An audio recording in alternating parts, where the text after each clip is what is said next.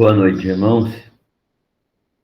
Nós estamos dando início nesta oportunidade ao 13º estudo do livro de Mateus. E desta feita nós vamos estudar o capítulo 6, os versículos 11 até 15. Capítulo 6, versículos 11 até 15. São estudos no Evangelho de Mateus, que nós temos feito já há algum tempo. Nós vamos fazer a leitura do texto e vamos estudá-lo em seguida. Mateus 6, de 11 a 15. O texto diz assim: Pão nosso de cada dia nos dá hoje, e perdoa-nos as nossas dívidas, assim como nós temos perdoado aos nossos devedores. E não nos deixes cair em tentação, mas livra-nos do mal. Pois teu é o reino, o poder e a glória para sempre. Amém. Porque se perdoardes aos homens as suas ofensas, também vosso Pai Celestial vos perdoará. Se, porém, não perdoardes aos homens as suas ofensas, tampouco vosso Pai vos perdoará as vossas ofensas. Que Deus abençoe a sua palavra na nossa mente, no nosso coração, para nossa edificação espiritual. Agora, no estudo do livro de Mateus, para a glória do nome dele. Amém. Estamos estudando, então, o chamado Sermão do Monte. E esse Sermão do Monte é uma palavra de Jesus aos seus discípulos, ensinos de Jesus aos seus discípulos, referentes à cidadania do reino. Como se comporta, quais os valores que guiam, quais os valores éticos e morais e os valores espirituais que devem governar a vida do cidadão do reino. E os discípulos aprenderam sobre condutas ético-morais, sobre a influência da vida do verdadeiro discípulo, que é sal da terra e que é luz do mundo. Eles aprenderam sobre a lei, sobre o alcance da lei e o cumprimento da lei. Jesus também ensina como jejuar, como ajudar as pessoas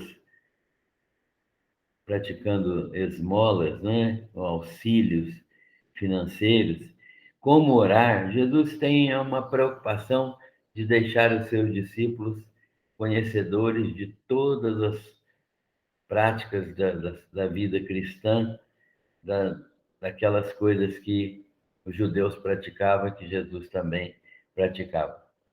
Ele está falando, então, de como orar, de como praticar ajuda às pessoas, dar esmolas, como jejuar. E no estudo passado, nós começamos a estudar sobre a oração modelo. Os discípulos deveriam orar e Jesus ensinou-os a orar com esta oração. No estudo passado, então, nós vimos sobre a oração modelo, o que deve direcionar nossas orações. Vimos a chamada oração dominical, que deve, na verdade, ser diária, né? Não somente aos domingos, mas dominical, que se refere à oração do Senhor, né? A oração do Dominus, que é, em latim, a expressão usada para Senhor. Então, nós vimos os discípulos aprendendo de Jesus como orar, uma oração que foi feita para ensiná-los, uma oração didática, uma oração bem padrão, modelar, uma oração que deveria levá-los à prática diária da oração dentro de princípios que o próprio Jesus estabeleceu. Então, estudar sobre essa oração modelo, que deve direcionar as nossas orações, foi um ensino de Jesus para os discípulos. E nós vimos a chamada, então, oração dominical, que deve ser diária. É uma oração que o Senhor Jesus ensinou. E vimos o significado de algumas expressões. Por exemplo, Pai Nosso que estás nos céus, nós vimos o significado disso, né? Falando da paternidade universal de Deus, falando da paternidade daqueles que são filhos em Jesus Cristo e da sua habitação no céu, alguns aspectos da expressão santificado seja o teu nome, e vimos também esta petição, venha o teu reino, e estudamos um pouco sobre seja feita a tua vontade, assim na terra como no céu.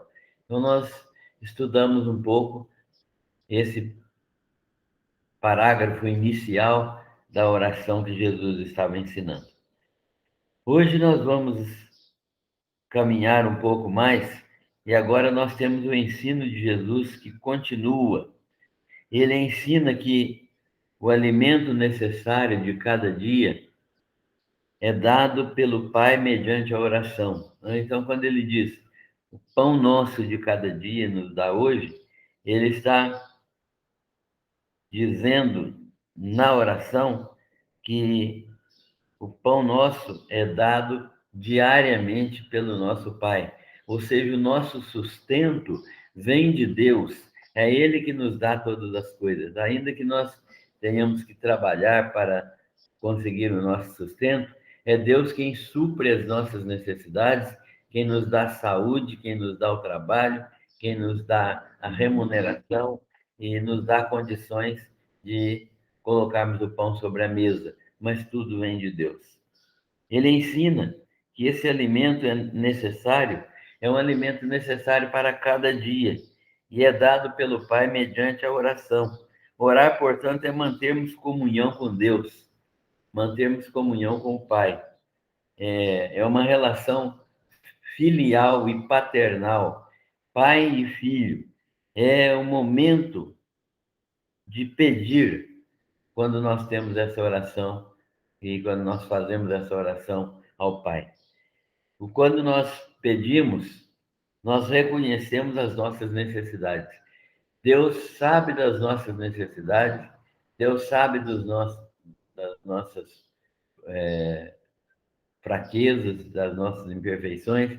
Deus conhece tudo que nós precisamos na nossa vida, mas é necessário pedir.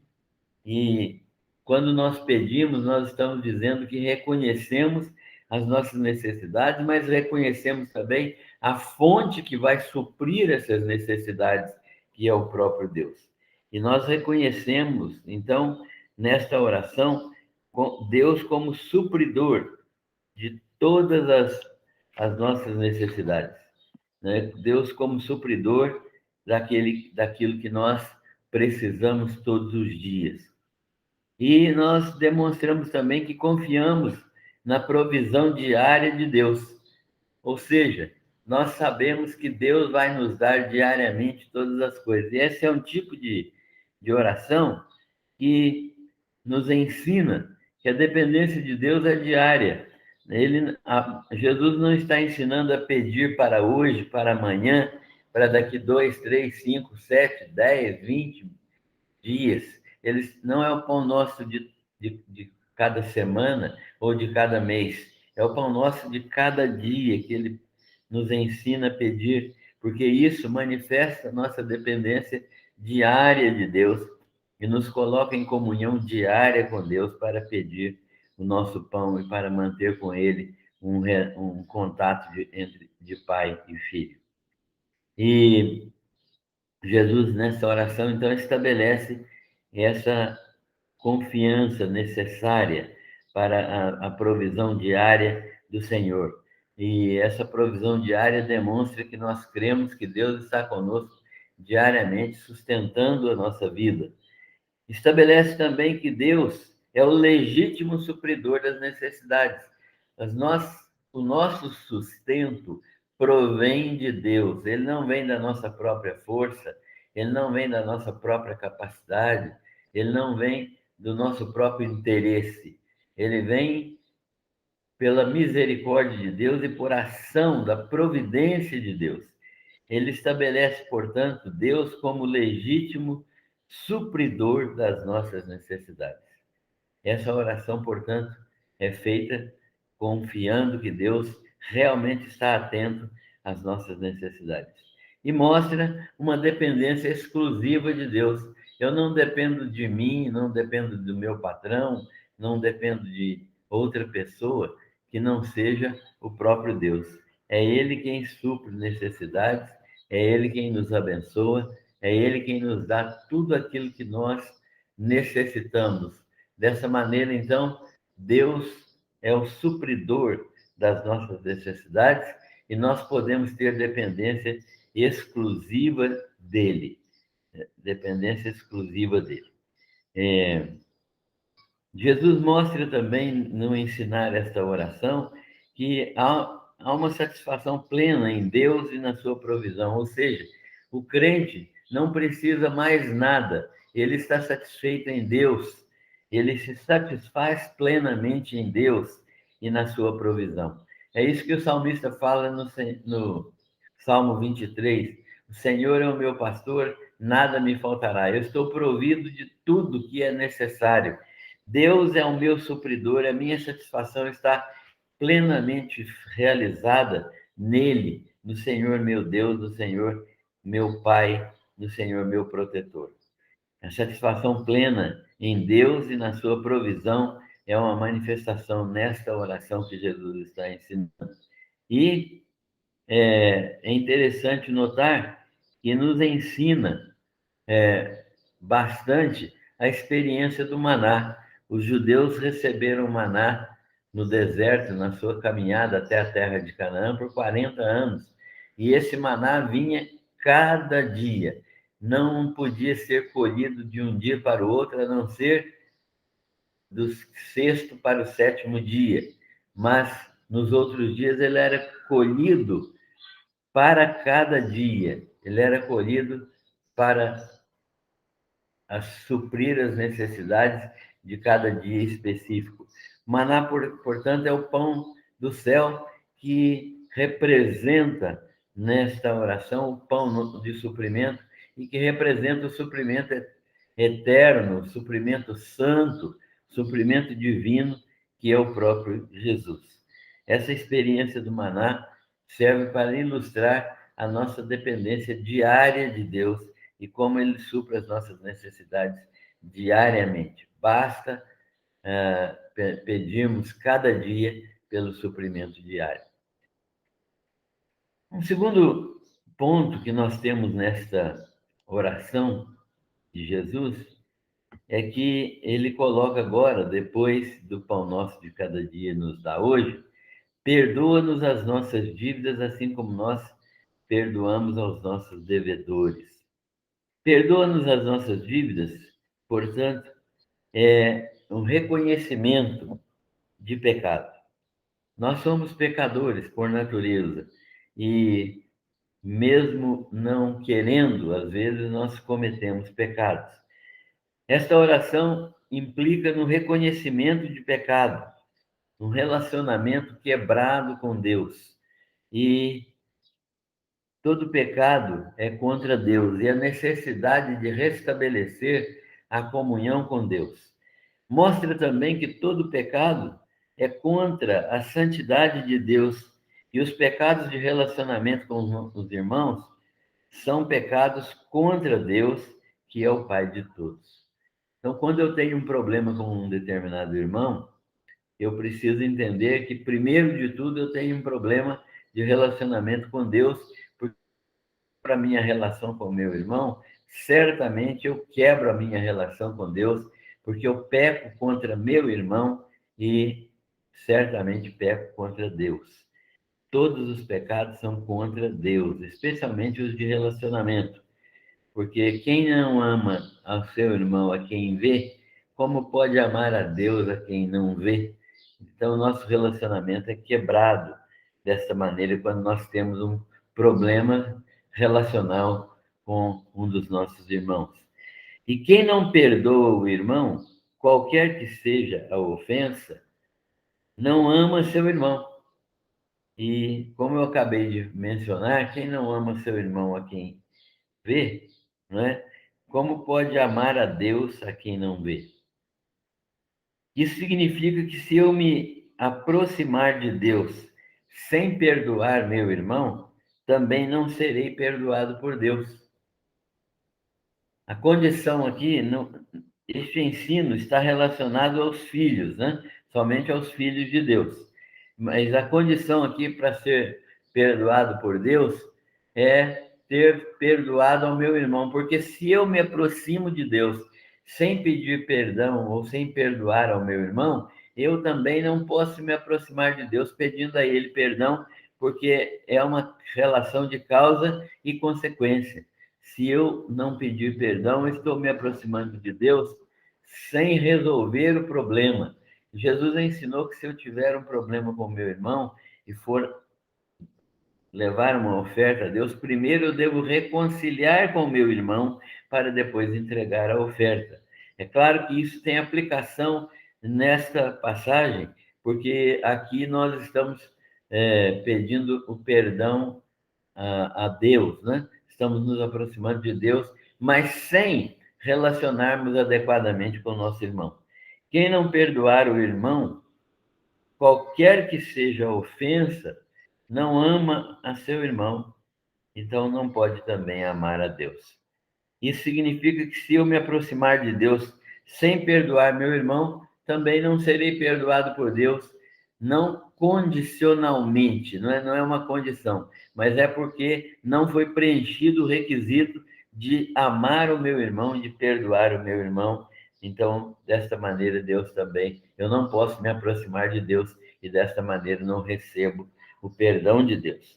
Eu preciso primeiro resolver meu problema com meu irmão. Este ensino estende-se também àqueles que se consideram inimigos nossos, porque Jesus vai ensinar também: amai os vossos inimigos, não é? Amai os vossos inimigos, fazei bem aos que vos perseguem, orai pelos que vos perseguem.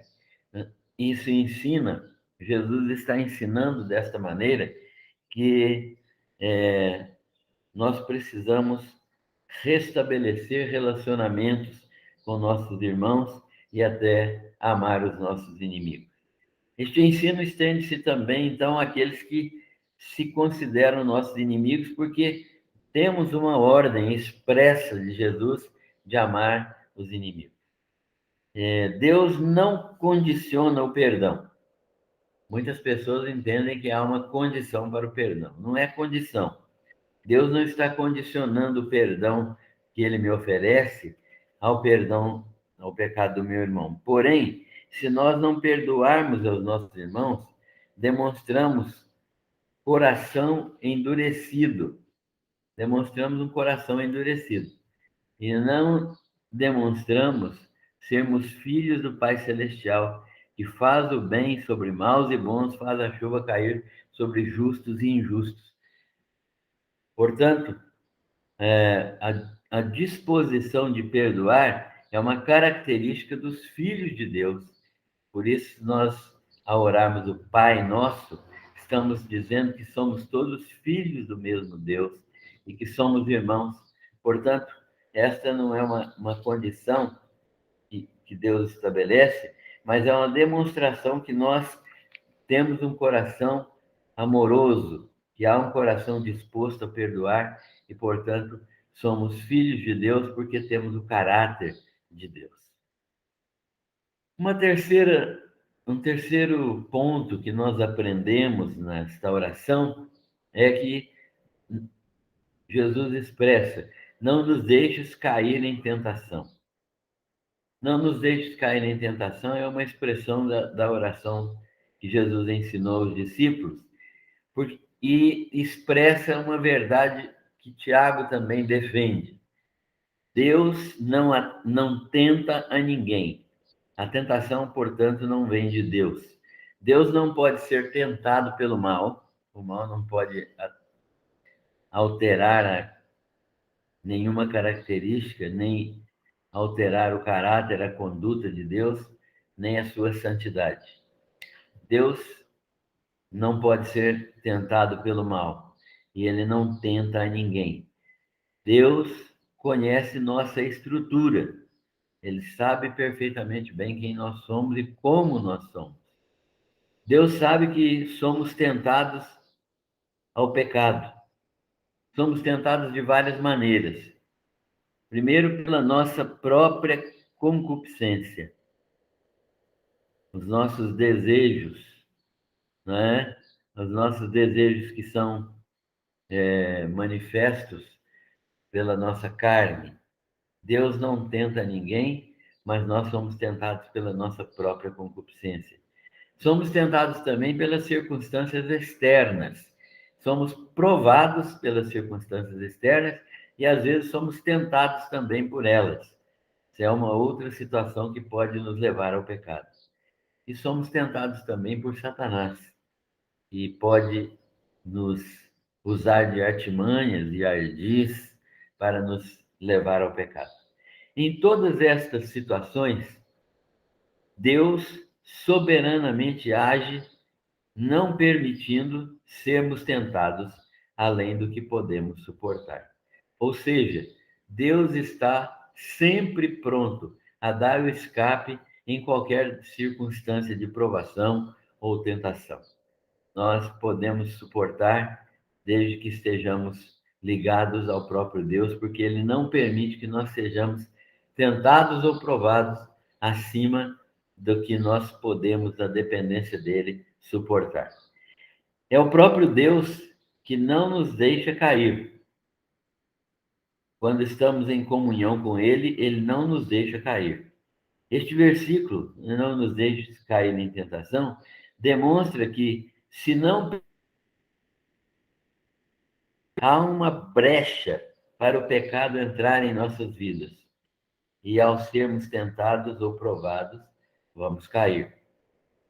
Há uma ligação, portanto, entre o versículo anterior e este versículo, porque se nós não perdoarmos aos nossos devedores, nós abrimos uma brecha para que a tentação seja uma alteração produzida por Satanás, ou é uma brecha para que nós caiamos nesses pecados que vêm insinuados pela tentação.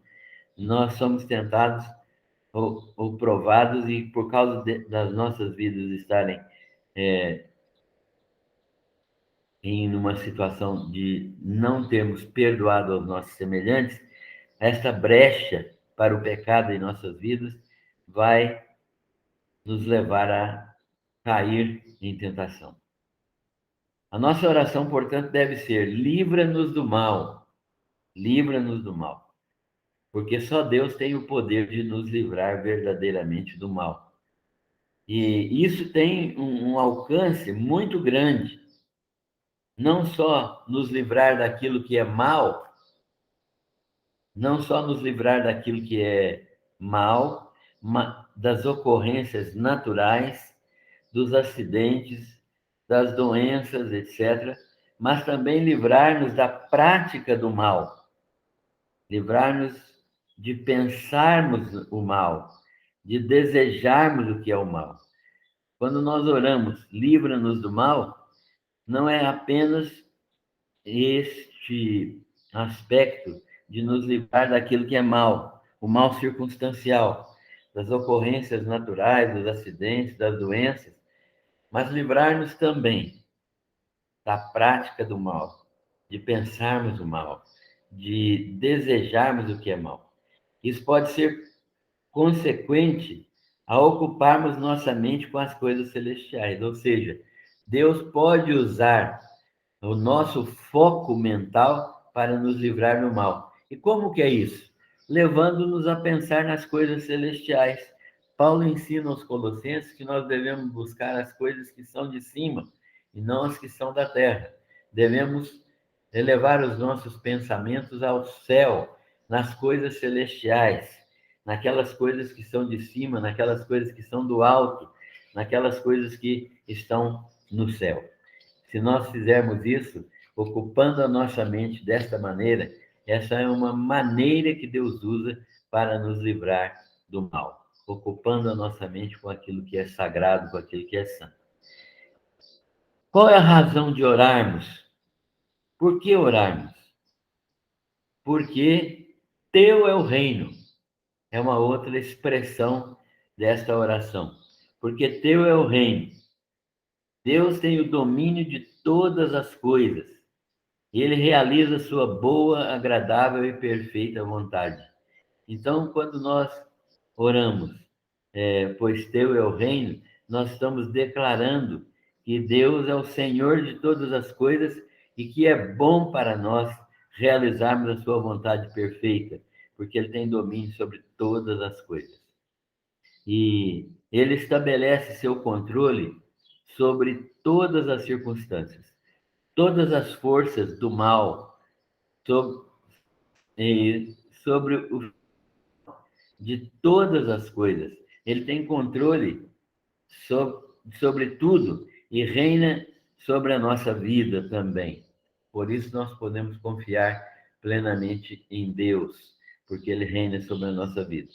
Deus é absolutamente poderoso e ele vai realizar perfeitamente sua vontade, a sua vontade plena, soberana, ele vai realizar na nossa vida. Deus está acima de qualquer outro poder ou autoridade do universo. Ele é único e absoluto. Esse Deus ao qual nós servimos é o nosso Pai. Por isso toda glória pertence a Ele.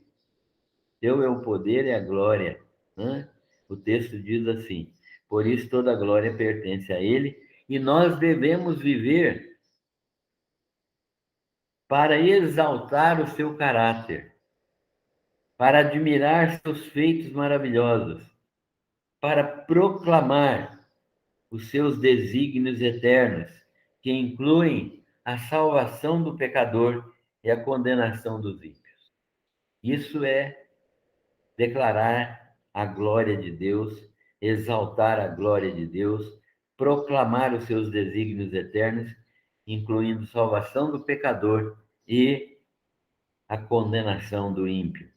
E devemos experimentar a comunhão com Ele, a comunhão com o Senhor Deus para sempre. Agora, o texto continua: se perdoardes, porque se perdoardes aos homens as suas ofensas, também vosso Pai Celestial vos perdoará. Se, porém, não perdoardes aos homens as suas ofensas, tampouco vosso Pai vos perdoará as vossas ofensas.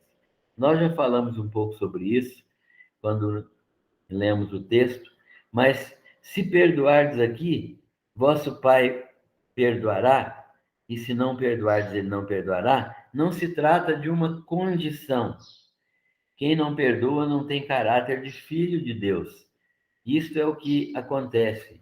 Então, nós precisamos avaliar que os perdoarmos aqui é demonstrar o caráter de filho.